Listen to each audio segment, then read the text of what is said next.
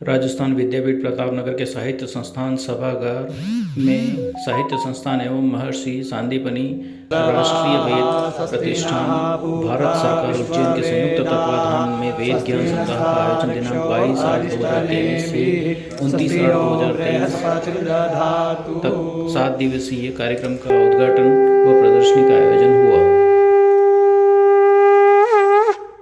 शृणुयाम देवा भद्रं पश्येमाक्षभिर्जत्राः स्थिरदायुक्षतमिन्नो शरणानो मध्यारीजगायुगन्धो आदित्योदादितिरहङ्कारिक्षमादितिर्माता सविता सपुत्रः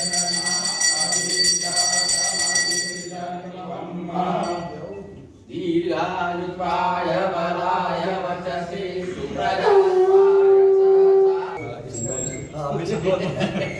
श्री चक्र बनता है इधर और इधर स्वस्तिक का निर्माण होता है, तो वो ब्रह्मदंड है। ये कि ब्राह्मण जब अथर्ववेद के अनुसार ब्राह्मण जब यज्ञ करता है तो उसके पास अपना दंड कमंडल और ये सब होना चाहिए, तो उसका एक प्रतीक यहाँ रखा है। और ये 100 कुशा का चतुर्मुख ब्रह्मा है, 100 कुशा से बनाया जाता है। ये साकल्य है जो यज्ञ में आहूत करते हैं, काली तिल है, इंद्र जो है, और ये धान्य को अपन सेक करके लाजा बनाते हैं। इंद्र जो ये होमने के लिए उपयोग में लेते हैं। ये मतलब धान्य ही है एक प्रकार का, इसमें कोई दाना नहीं होता है, सिर्फ जो होता है। और ये जो है इसमें सर इसको थोड़ा सेक के प्रयास किया था, जो फुल्ली होती है अपनी चावल की, तो ये धान्य की फुल्ली हो जाती है। और जिसको अपन अपने यहाँ धान इसको बोलते हैं, जो एक्चुअली धान ये होता है जिसमें चावल का दाना लाजा, और लाजा फूलने पर इसी को काम में जी। और ये शाली धान है, ये 7 दिन में पकता है, और इसको किसी भी कलश की स्थापना के नीचे ये शाली धान की स्थापना और गृही की स्थापना की जाती है। उसके ऊपर कलश रखते हैं, कलश में ये सारी सुपारी, दुर्वा, सप्त धान्य, 7 प्रकार की मिट्टी, सर्वो औषधि, हल्दी, आंवला, पंचरत्न, अंतरकूर्च और बहिकूर्च, ये स्थापना की जाती है। और ये दाएं और बाएं में पहनने के लिए 2 जो पवित्र की कुशा है, कुशा से 2 पवित्र का निर्माण है, ये दोनों बाएं में और दाएं में पहना जाता है, बाएं दाएं में। और ये प्रोक्षणी है, ये परिसुमयन कुशा है, और ये अपने मार्जनी कुशा है, जिससे यज्ञ पात्रों को शुद्ध किया जाता है। कलश में 5 प्रकार के पत्ते होते हैं, 3 हमको अभी मिले हैं, तो पीपल का है, आम है और उमर का पत्ता है। इसमें वरला और भरतपुर क्षेत्र के आगे आप पाकर, जिसको प्लक्ष बोलते हैं, वो प्राप्त होता है। और ये गूंज की डोरी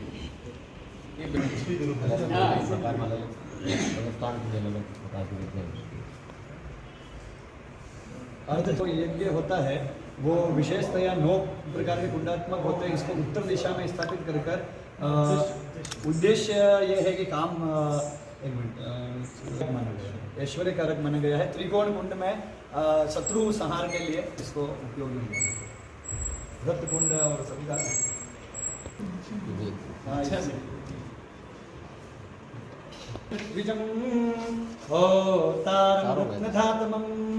ये ऋग्वेद, यजुर्वेद, सामवेद, अथर्ववेद चारों का भाग ही है। हाँ, अंगिरा ऋषि ने ही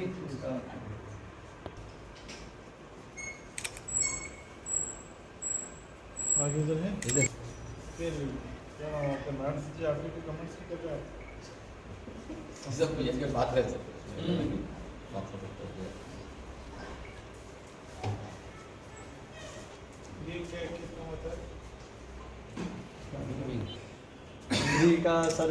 ये जितने भी पात्र 1, 2, 3, 4 और 5 के अलावा जितना होता है, तो वो सारे उसी के पास छर्रा फिट होता है। यहाँ से यजमान इसको पकड़ता है, यजमान की पत्नी इस रस्सी से इसको बांधती है, फिर यहाँ डालते हैं और इसको एक मंथन करके पूजित करके अनुष्ठान किया जाता है। बाकी का थोड़ा सूत्र के अनुसार स्थापित ना बनेगी। जैसे मंगल का रूप है वो दक्षिण में रहता है, सूर्य का मुख है पूर्व में रहता है, शुक्र पश्चिम में देखता है, चंद्रमा के साथ। इनके लिए कौन सा धान्य है वो ग्रह सूत्रों ने जो प्रकाशित किया वही इस पर रखा है।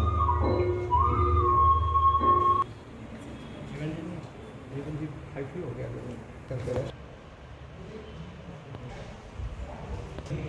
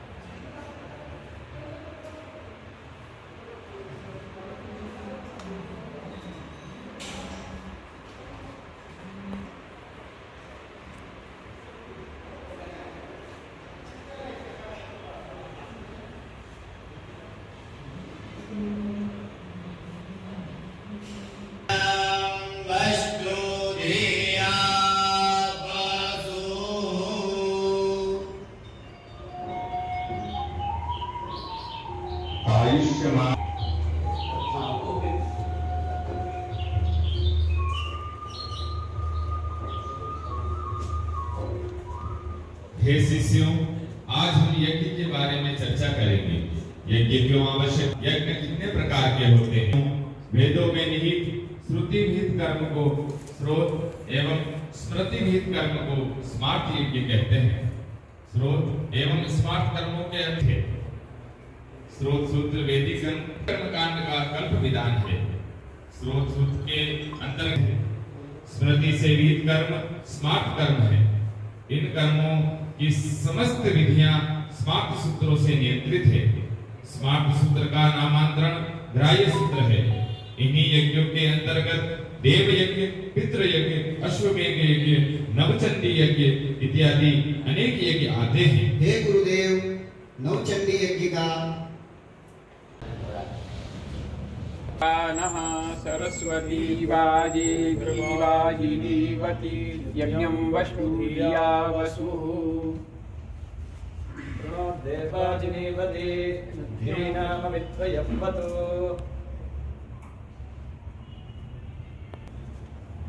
ॐ विश्वानि देव सवितर्दुरितानि परासुव चतुरं तन्न आसुव नमो देवी महादेवी शिवाय सततं नमः नमः प्रकृते रुद्राय दीर्घमय मृत्योर्मा अमृतं गमय ज्योतिः नमोस्तुते।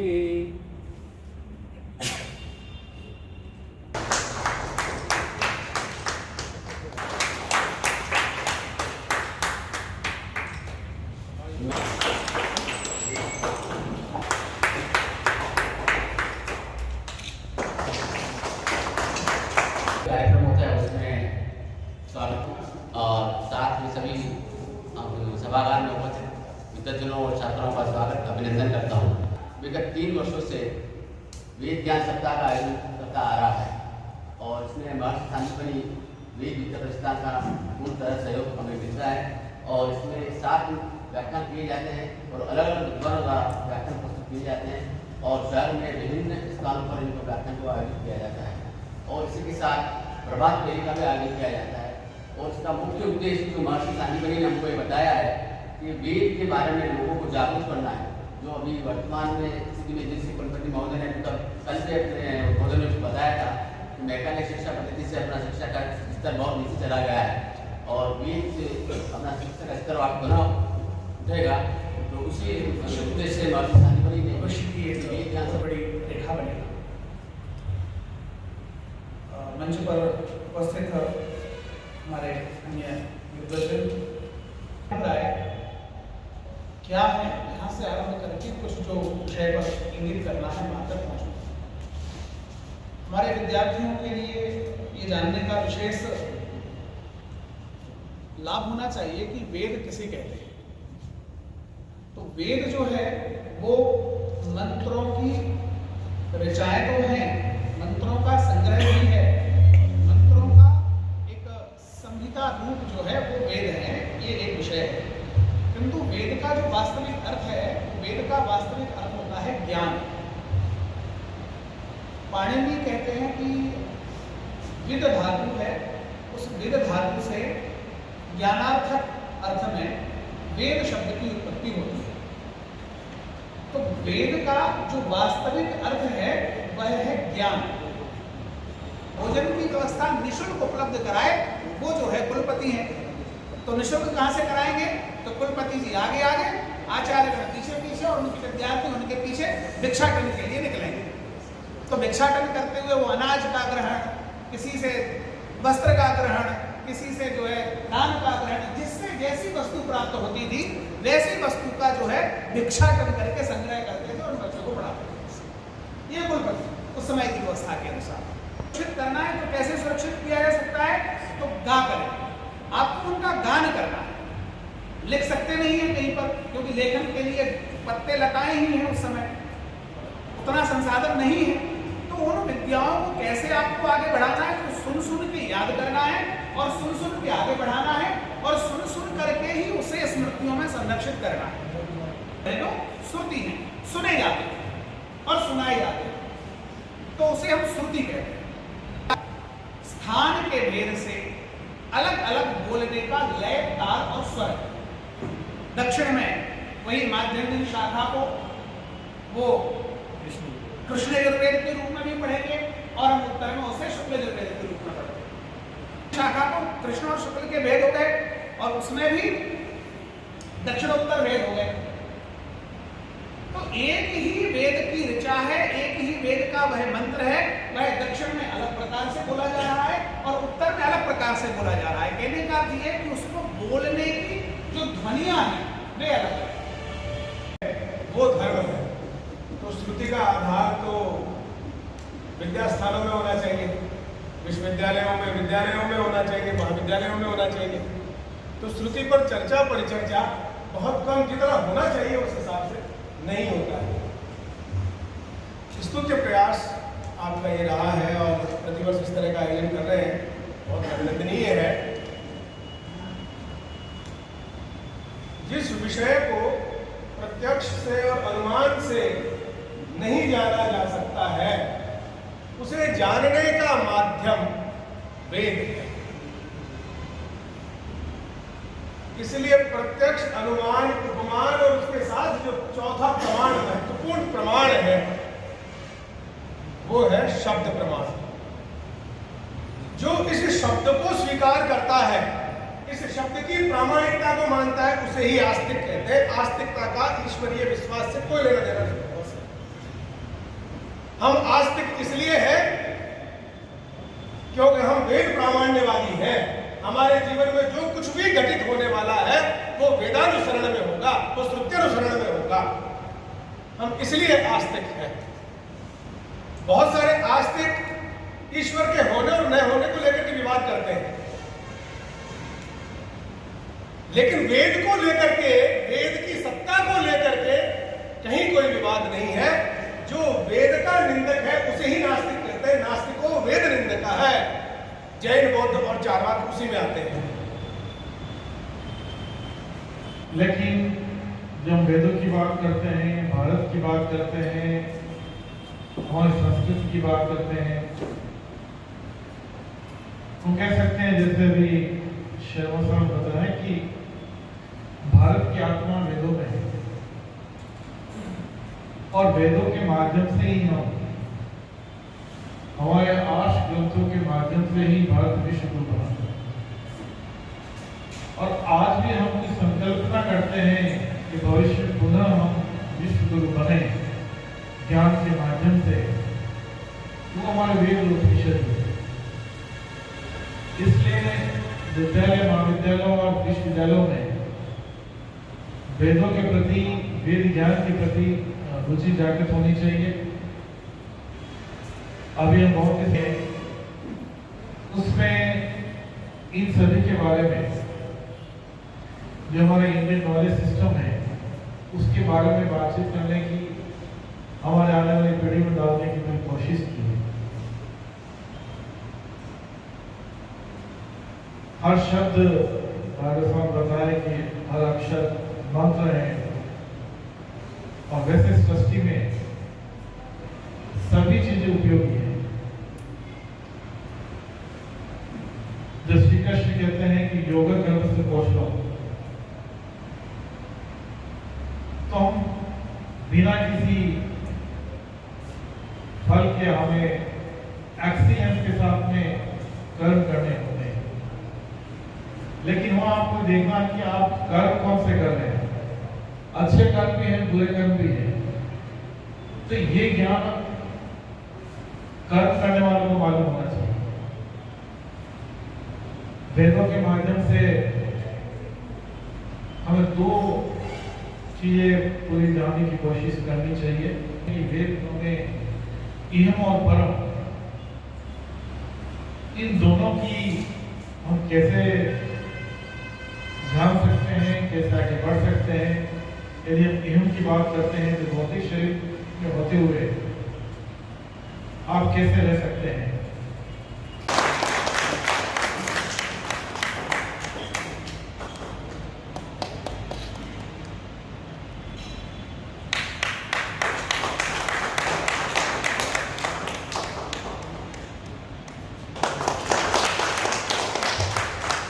रिक्वेस्ट किया है, उसके बाद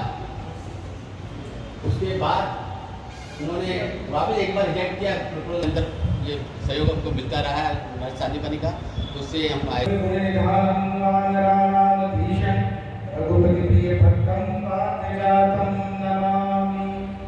मंच पर विराजमान सभी अतिथिगणों को मैं चरणों में नमन वंदन करता हूँ और आज के अध्यक्षता के पद पर विराजमान माननीय परम आदरणीय कुलपति प्रोफेसर कर्नल साहब SS साहब का मैं हमारे कुलपति का कैसे और संस्थान परिवार की तरफ से मैं आभार व्यक्त करता हूँ और धन्यवाद करता हूँ कि आप पधार इस कार्यक्रम को सफल बनाया और साथ ही ऐसे एकात्मिक कार्य में आप श्री का सदैव हमारे ऊपर आशीर्वाद रहता है, तो आपका बहुत बहुत मैं धन्यवाद करना चाहूँगा। साथ ही आज के हमारे मुख्य वक्ता और विशिष्ट अतिथि के रूप में विराजमान डॉक्टर उपेंद्र भागवत साहब का भी मैं हृदय से और अपने संस्थान परिवार की तरफ से, विद्यापीठ परिवार की तरफ से धन्यवाद करूँगा कि आप पधारे और हमारे आग्रह को स्वीकार किया। और साथ में प्रोफेसर नीरज जी शर्मा साहब का भी मैं हृदय से आभार व्यक्त करूँगा, संस्थान परिवार की तरफ से आभार व्यक्त करूँगा कि आप पधारे और हमारे आग्रह को स्वीकार किया। परम श्रद्धेय सुरेंद्र जी सर का भी मैं हृदय से आभार व्यक्त करता हूँ और नादा साहब का भी मैं हृदय से आभार व्यक्त करता हूँ। साथ ही सभी पधारे हुए अतिथिगण राव साहब, इंद्र सेन साहब, भारत जी सर, युवराज जी सर और समस्त विद्यार्थीगण, मैं कुलपति से निवेदन करूँगा कि सर डॉक्टर श्रीमान खेमराज जी जैन साहब वरिष्ठ संस्कृत महाविद्यालय RTO के सभी बच्चों को लेकर पधारे बातें सब हमारे बीच में विराजमान है, तो मैं उनका भी संस्थान परिवार की तरफ से बहुत बहुत आभार धन्यवाद करूँगा। और हमारे बीच मीडिया भाई मदन दयाल, उदय फुलेज, राव साहब और सभी का मैं संगठन के सभी साथियों का मैं हृदय से आभार व्यक्त करता हूँ कि इस कार्यक्रम को आप सभी ने अपने आशीर्वाद से सफल बनाया, धन्यवाद। और अंत में मैं एक निवेदन करूंगा कि डॉक्टर उपेंद्र भागवत जी ने कहा कि बहुत ही ऊर्जावान और शक्तिवान है, ये इसमें मेरा कुछ भी नहीं है, ये सब मेरे हमारे परम आदरणीय कुलपति जी का आशीर्वाद के प्रताप से हो गया, जिस वजह से हम ये कर पा रहे हैं, बाकी मुझे ऐसी कोई शक्ति नहीं है। और आप सभी का स्नेह और आशीर्वाद जो मुझे मिलता है उसी से मैं अपने संस्थान को आगे बढ़ाता हूँ, संस्थान का नाम ऊंचा हो और हम संस्कृति, अपने सनातन संस्कृति और वेदों का प्रचार कर सके, यही मेरा उद्देश्य रहेगा और इसी के लिए जीऊंगा। चाहे मुझे 1000 किलोमीटर या 1500 किलोमीटर की यात्रा करके कोई भी काम करना पड़े मैं करूँगा। इसी के साथ अपनी वाणी को विराम देता हूँ। जय संस्कृतम, जय भारत। अभी धन्यवाद देते हैं, धन्यवाद यही आएगा, आप यही मिला। मैं डॉक्टर महेश आमेटा, साहित्य संस्थान जनार्दन राय नागर राजस्थान डीम्ड टू बी विश्वविद्यालय में 14 वर्षों से कार्यरत हूँ और आज का ये वेद ज्ञान सप्ताह का कार्यक्रम हमने महर्षि सांदीपनि वेद विद्या प्रतिष्ठान उज्जैन के माध्यम से, संयुक्त तत्वाधान के माध्यम से हमने आज ये आयोजन किया है। इस कार्यक्रम का मूल उद्देश्य है कि ज़्यादा से ज़्यादा वेदों का प्रचार हो, अपनी भारतीय संस्कृत सनातन संस्कृति का प्रचार हो और संस्कृत देववाणी का प्रचार हो, जिससे जन जन तक इसको पहुँचाया जाए। वो जो यज्ञ हैं, यज्ञ पात्र हैं और जिसके हमने वैदिक प्रदर्शना का भी जो आयोजन किया, हमारा उद्देश्य यही है कि ये जन जन तक पहुँचे, आज की नव पीढ़ी तक पहुँचे और जो यज्ञ हैं, श्रुति और श्रोत जो यज्ञ हैं वो भी लुप्त होते जा रहे हैं। इन्हीं माध्यमों को नज़र में रखते हुए हमारे इस महर्षि सांदीपनि के संयुक्त तत्वाधान में हमने आज ये आयोजन किया है। यह आयोजन 7 दिवस तक रहेगा, जिसे हम वेद ज्ञान सप्ताह के नाम से हम कर रहे हैं, जिसमें हर वैदिक निम्बार्क विश्वविद्यालय में भी हमारा एक आयोजन होगा, निम्बार्क शिक्षण प्रशिक्षण महाविद्यालय में भी हमारा इस प्रकार 7 व्याख्यान होंगे विद्वज्जनों द्वारा और इसका अंत में 29/8 को हमारे साहित्य संस्थान के सभागार में इसका समापन समारोह होगा, जिसके अंतर्गत हम संस्कृत दिवस का आयोजन करेंगे, संस्कृत प्रतियोगिता का आयोजन करेंगे और इसका समापन करेंगे। इन्हीं शब्दों को मैं कहते हुए अपने शब्द वाणी को